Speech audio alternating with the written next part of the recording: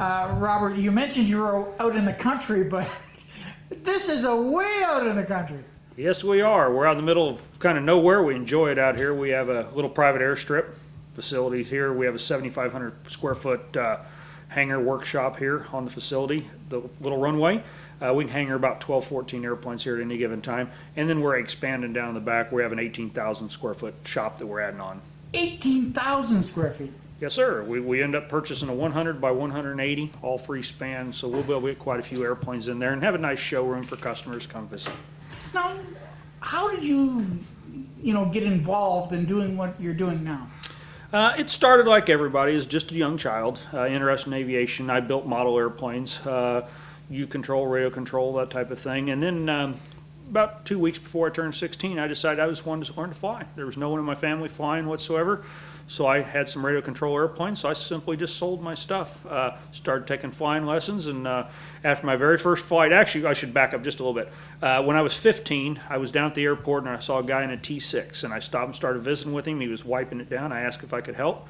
He gave me a couple odds and ends, little chores here to do, and when he was getting ready to take off, he walked over and said, "Would you like to go flying?" I said, "Absolutely, I'd love to." So my very first airplane ride was in a T6 as a kid, 15. And a year later, I started getting my license, and then, of course, I had to be 17. I got my license when I turned 17. So, but getting a license and learning how to fly is totally different than what I've known you to be doing all these years, is building World War I replicas. Why build the replicas? Why use the type of construction materials and stuff you're using? Well, it kind of grew from one thing to another. Obviously, I got my pilot's license, and I shopped around. I had bought a couple tailwheel airplanes, Cubs and Champs and things over the years, and I wanted an antique airplane. Like every kid likes biplanes, and if a biplane's good, a triplane must be better. So in 1989, I decided I would really like to build a triplane, so I started shopping around. I couldn't find anything. Found a few pieces of information, plans and stuff, but nobody doing any modern materials, time constraints, original wood construction, very, very time consuming. So my background in mechanical engineering, I'd worked my way through college as a machinist. I thought, I've got some skill set here. I think I could develop my own World War I replica. So I built a full-scale triplane in 1989, simply for the pleasure of having or owning my own triplane. So completed that airplane within a year. Actually, I started, I guess, in 88. I finished in 89. Took it up to Oshkosh, because that's what you do every year, right? You go to Oshkosh, the air show, and look at airplanes. And over the course of that week or so, I had just a lot of people ask where I had the kit, and I said, well, I built it from scratch. And then the next question was, well, when are you going to offer a kit? And I said, well, I never really thought of this. So that's kind of how the business came about. I went home, I thought about it a little bit, and I said, maybe we should go ahead and offer a kit for this aircraft. So we then came back in 1990 and introduced the aircraft in kit form, and that was kind of the birth of the business. And basically every year I come along and say, I want a different World War I airplane, and I build something that I'm passionate about or I love, and if it becomes a kit, fine. If it doesn't, but fortunately every aircraft we've built to date, people ask about, and we've since produced kits for them. Now, the first airplane you built, though, did you have to actually build a set of plans for it? And I mean, I'm trying to find out how you developed a technique for this type of building. Well, yes, I drew the plans up. Again, I told you my background was a machinist, so I was a metal worker. I understand aluminum, and we used a lot of aluminum tube in the company I worked for, and that was just something I was very comfortable with. And we've welded 4130 airplanes over the years. Everybody knows you take two pieces of tubing, you weld it together. Well, I said, why don't we just simply take two pieces of aluminum and put a rivet gusset in the intersection? That way you don't have to have special welding skills and things like that. And this is not totally unique to us. This aluminum tube and rivet construction has been around in different forms over the years. There was some of it dates clear back into the Hawker Sea Furies. There were some riveted aluminum structures that then had skins around them, so it's not totally new. But we've kind of developed and refined it, and we have a pretty nice process for building light, simple airplanes. Now, the first airplane that you built, you didn't have the equipment that you just walked me around. We've got CNC machines. We've got all kinds. What was involved in that first one as far as what type of equipment did you require? Well, these airplanes can all be built with your most basic hand tools. We did initially. Everything was cut with a hacksaw. Every cope was done with a file, and we built first several airplanes like that. But having worked as a machinist, I had friends who owned machine shops and stuff, and I was able to contract and use their shop time in the evenings and weekends. and make some of the specialty parts like the engine attached fittings, axles, spindles, that type of thing. So I would go over to their machine shop, I would make those items. And of course, then when we started producing kits, we would just include that kind of thing in the kit. And our kit, we basically like to say, you should be able to take delivery of this kit to the tailgate of a truck in the wilderness, and you should be able to build it. Anything that requires more than a basic hand tool, we've already done. If it gets welded, we've done it. If it gets machined, we've done it. If it's a casting, we've already cast it and machined it. If it's a spinning or an English wheel part, we've already done it. So we try to set the kits up to the fact that you can do it with your absolute most basic hand tools. Now, grant you, a belt sander is a little nicer than a file. A little bandsaw beats a hacksaw. End mill and a drill press can do a lot of coping versus files. So there's, tools help a lot, but you can build the airplane with just the very basic tools. But Robert, there must be a lot of parts that are unique to these airplanes. I mean, it'd be very difficult for somebody, for example, for myself, to have a wheel that would work on, one of these World War I replicas. That's correct. Over the years, building as many airplanes as we have, you run into the pitfalls and the shortages on certain things. And then every time we run into one of those, we simply address it from a manufacturing perspective. A wheel is a good example. Most of these antique airplanes use the larger diameter wheels. And over the years, what people have tried to do is take motorcycle tires and modify them. It doesn't work very well because motorcycle tires were designed to have an axle on both sides, and they're typically only about 3/4 inch in diameter. So what people are forced to do is come in and machine out the center of the hub, and that weakens the casting because they were never meant to be machined out. So we addressed the problem years ago.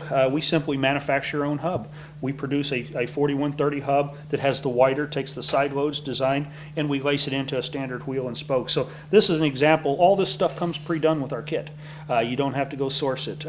If you were a scratch build or home builder, you'd have to do that. In the early days, we had to do that, but now those type of things come done. We have a lot of other really neat things. Hinges have been something that a lot of people have dealt with over the years. There's different versions. There's eye bolts. We've had a custom extrusion made, and then we machine a male-female half. I actually happen to have two females here, but then they will engage each other, and we have a very nice hinge setup. All that extrusion, we've gone out and had the extrusion made. We do all the machining for the kit. So again, those types of items are just done. We do have a lot of unique gussets throughout our airplanes. For instance, a fuselage gusset would have 40 or 50 unique gusset shapes. This particular one, fuselage gusset number 1, there would be 6 of them required in the kit. Comes pre-machined. We have literally just hundreds of unique gusset shapes, pre-made. Every gusset comes with a part number and a tag already on it. This would be FG11, the 11th gusset you need when you're building the fuselage, and there'd be 10 of them required.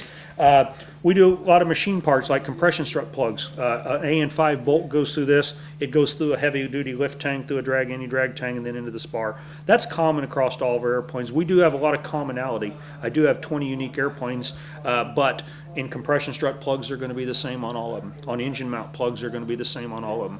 Axles are the same. The wheels are the same, which is what they did in World War I. They didn't just redesign these airplanes. In fact, some of the French and German were using captured engines on each other's aircraft. So there was a lot of cross back then, and it's helped us a lot in the manufacturing. We machine certain items like push rod ends. Ball bearing rod end with thread in here, it's tapered down. All that machining is done for you. You could certainly make that, but you'd have to have a lathe, you'd have to drill, you'd have to tap. We just take care of that for the kit. Here's an example of a standard generic stainless steel drag tank. We use these throughout all of our airplanes. We use them not only in the control system, we use them in the wing, we use them on the cabane brace wires and stuff, and that's common across all 20 designs. For instance, this elevator push rod part is identical in all of our aircraft. So we do have a lot of crossover and commonality. Yeah, I noticed you've got a gas tank in there behind you. That's correct, yeah. This is another example. A average builder home could not weld a fuel tank, so we fabricate custom aluminum fuel tanks specifically to fit each aircraft. The fittings are welded in for the sight gauge to go in. On the bottom, we have a sump welded into the tank. We have a drain for the sump, a fuel pickup. All this has been welded, TIG welded, and pressure tested, so when you receive it, it's just ready for you to install in your airplane. That's the type of thing where an average home builder would get stuck on. It's just part of our kit. It takes 25, 30 minutes, you can install it in the airplane. Okay, so this is a secret right here, eh? You've got all these diagrams, all this stuff hidden away in the back. This is where we start from. A lot of people ask, where do we get our design data? How do we build a new airplane? We do a lot of custom development. People come to us, they want a one-off airplane. Some that there really aren't any plans, there aren't any kits. That's been our business. We develop those things. Here's one of our little trade secrets. We'll start with just a small sketch of something. This happened to be a 3-view drawing that came out of a modeler's magazine. We take it into our computer and we scan it in. Then we print it out as large as we can possibly print it out. And this happens to be that size. It's irrelevant. We just make it as large as we can. Then, as long as we have anything, we know a single dimension on the airplane, we can then scale it with a pair of calipers, determine what it should be. In this particular case, anything we measure, we're just going to multiply times 11.35. So I lay out the initial horizontal stabilizer locations, the widths, the spans, the chord, the fuselage layout. I just come up with rough dimensions. And I say rough dimensions. We can typically get within about a 1/16 of an inch anywhere on an airplane once we've scaled it up to this point. So, but you have to start with a pretty accurate drawing. So then I just literally lay out my dimensions, and then I go back and I work my magic. As you may know, my airplanes, they look like originals from the outside. The moment you get under the skin, they're totally unique. We have our own spars. Because our spars are different thicknesses than the original, they may be entirely different locations than the original. Maybe an inch forward from where the original was, it may be an inch aft, those types of things. So I start from scratch when it comes to the design aspect. I use this type of dimension to get ideas. And then I apply my magic. I use my own hinges. I use my own aerodynamics. I use my own structural type of work. I use my own materials. I create a brand new airplane inside the shape of an old airplane using some very basic materials. Then when I'm done, I go back and I reverse engineer it. After I've built the airplane, having built 61 airplanes from scratch, I've gotten pretty good at it. I go back and I make a set of drawings to represent what I actually built. After the flight test is complete, then we offer a kit for it. Okay, this is an example of one of our CNC machining centers. Earlier we were talking about the hinge. When we set up and make parts, we make hundreds at a time because again they fit across most of our airplanes. So here's an example of a hinge. I was telling you we have a male-female half. This male-female half locks in the vise. We have a set of tooling that indicates where it goes. We simply start the machine, it comes down, cuts across, steps over. So it cuts a male-female half in about, I think, 47 seconds is the cycle time. We have a full set of parts. Comes back, stops, waits for you to put a new set in. Really handy for making parts. Once you've developed a part that you need, if you can use it across multiple airplanes, you have time savings there, and it helps us produce our kits much more economical. Another piece of equipment we have here we use a lot, it's a simple press brake, but we have a set of flattening dies in it. We take a lot of round tubing and turn it into ovalized tubing for things like our struts, our landing gear legs, a lot of items in airplanes. I'll show you an example of that. We basically put it in here. There is an adjustable stop. It has been preset. We bring it down to the final dimension. On the material out. Now we have a custom-made ovalized piece of tubing. Again, that's something that an individual home builder could do himself. It would just, you'd have to move a vise, scoot over, and take quite a while. But anyway, we provide you a piece of tubing ready to install in the airplane. Okay, basically what we have in the background, again, we just have a small finger brake here where we can bend certain things. We have a planishing hammer and a press, just a hydraulic press. What's that picture right behind there? Oh, this is the beginning of the DH2, just like I showed earlier. This is a set of drawings we started with, got some basic dimensions. We built a prototype, and as you know, that kit's now in production. We have several customers flying them. This looks like it's the heart of your wheel center. Yes, sir. This is our hubs. We weld up, true them up. Then as we lace the wheels over here, we've got a basic fixture. We lace the wheels up. We put our indicator here and set our tracking and our truing. And those are all ready for the customer just to install in the airplane. All you have to do is mount his tire and tube. Here's another unique thing. A lot of people, you know, all of our kits have spun aluminum cowlings. If you had to make this at home on an English wheel, it'd be very challenging. We own all the tooling and we custom make and spin every cowling one piece.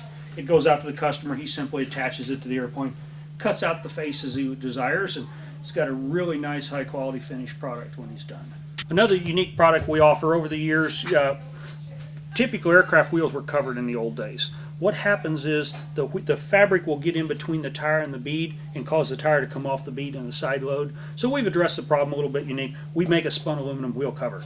The center hole, it simply goes on. You'll drill 3 or 4 attached fittings with some Adel clamps and attach the wheel cover to the wheel. You have something that's incredibly tough, rock, things don't tear it, and it's pre-made with our kits. Really simple for a builder to install, and it keeps the airplane looking nice for years.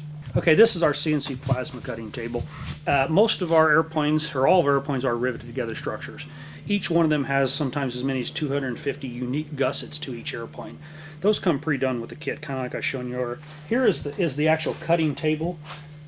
This is an example part we're going to make for you right now. I've just simply highlighted. I'm going to click cut. The machine is going to go over, come down, touch off on the metal, fire the clip,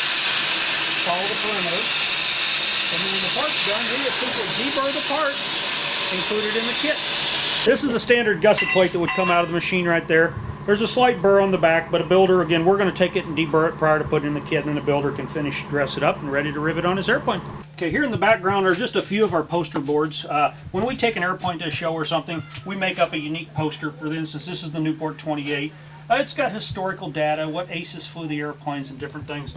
And a lot of times we'll go into the exact aircraft, who flew the exact aircraft with the paint scheme and stuff. So it's good informative information for customers to walk by and see. But again, we have them on all of our unique designs. Robert, it looks like this is everything that you and I have ever done an interview on. Yes, sir. This is the hangar back home, you might say. We do have a lot of the airplanes apart in here. We just simply don't have the room. Like I said earlier, we're adding on a new facility. One of the unique things about my designs, all the wings come on and off really easy. They're all designed to plug onto sockets, put clevis pins in, takes just about 15 or 20 minutes. So when we return from an air show, and again, we have the airplanes typically apart in the trailer anyway. It's easy to just roll them in or lay the wings off till we're ready to go fly them. Next time we're ready to fly them, it takes about 20, 30 minutes to reassemble the airplanes and go flying. What all do you have in this hangar? Oh, we have a lot of stuff. I'm standing right in front of a full-scale Fokker triplane, flown by Lieutenant on Raven. Here in the background, we have all of the Flyboys airplanes here in the facility. This is one of the Newport 17s, happened to be used by the young man Beagle. They thought might be a German spy at one point. That's the aircraft he was used in filming. We have other wings back there in racks. We have a Sopwith Pup. We have a couple Blérios. We have the Amelia Blériot here, the one that was used in the movie. It's right down here at the other end. And of course, out in the outer hangars, there's a couple more of the Flyboys airplanes stored out there as well. Information or follow on some of your episodes here, where do we get a hold of you? Visit our Airdrome Aeroplanes website. It's Airdrome, AIRDROME, Aeroplanes, AEROPLANES.com. And our address is 929 Northwest Road 1571, Holden, Missouri, 64040, and a phone number of 816-230-8585.